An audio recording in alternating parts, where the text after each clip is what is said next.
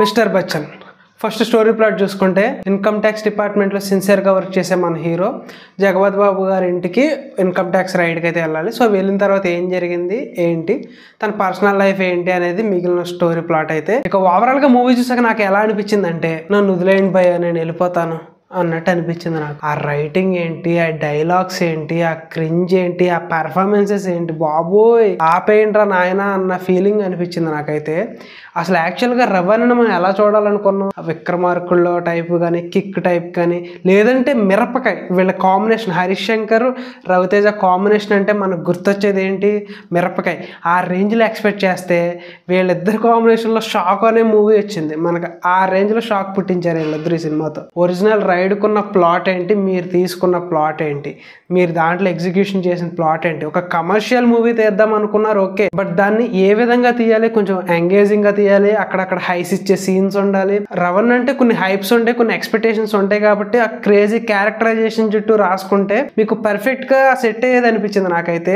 ట్రయలర్ teaser చూస్తే నాకు okay ఆ క్యారెక్టరైజేషన్ కొత్తగా ఉన్నట్టుంది రవణ్ అది అనుకున్నాను, కానీ వెళ్ళాక అదే రొటీన్ టెంప్లెట్, అదే ఆ లవ్ స్టోరీ ఒకటి ఉంటుంది, దాన్ని గంట సేపు రబ్బర్ గమ్ సాగి చూడండి ఆ విధంగా సాగదీశారు. అది కాదంటే ఆ లవ్ స్టోరీ కూడా ఫుల్ బోరింగ్.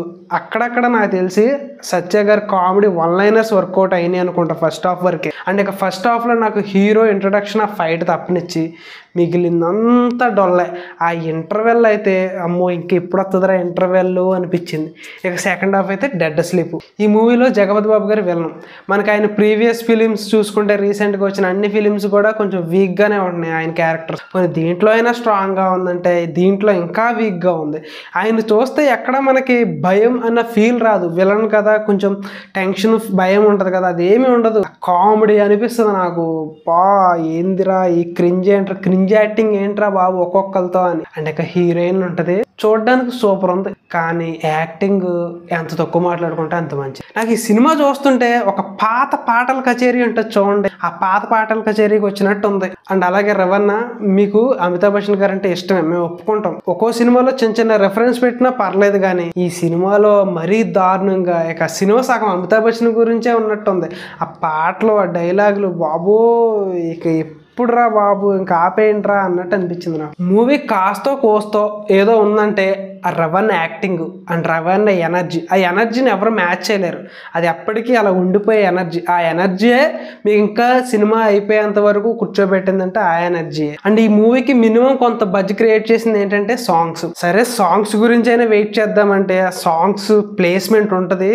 అసలు ఇక్కడ సాంగ్ అవసరమారా అన్నట్టు అనిపిస్తుంది. ఆ ప్లేస్ లో పెడతారు ఆ సాంగ్ తీసుకొచ్చేసి, యూజ్లెస్ ప్లేస్మెంట్ సాంగ్ వచ్చేసి. అసలు ఏదో ఇక సాంగ్ రావాలి కదా అని చెప్పేసి అలా డౌన్ వర్డ్స్ వెళ్ళిపోయిందాన్ని కొంచెం అలా నిలబెడుతుందంటే సాంగే. ఆ సాంగ్స్ దగ్గర జనాలు అరవడానికి కూడా లేదు.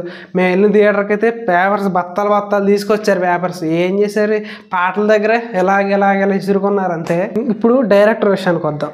అన్న హరీష్ అన్న మీరు ఏం చెప్పారు, రిపీట్ వాల్యూ ఉండే మూవీ అని అన్నారు. సినిమా ఎర్రగ తీసాం, బంపర్ సూపర్ హిట్ అన్నారు. ఏంటన్నా ఎలా తీశారు, నెక్స్ట్ మా పవన్ కళ్యాణ్తో వస్తున్నారు ఉస్తాద్ భగత్ సింగ్, అన్నైనా కొంచెం కేర్ తీసుకోండి అన్న. మరి చాలా అంటే చాలా దారుణంగా ఉందన్న. ఇక పెర్ఫార్మెన్స్ విషయానికి వస్తే రవితేజ అన్న తప్పనిచ్చి మిగిలిన వాళ్ళందరూ డెడ్ స్లీప్ వేశారని చెప్పాలి.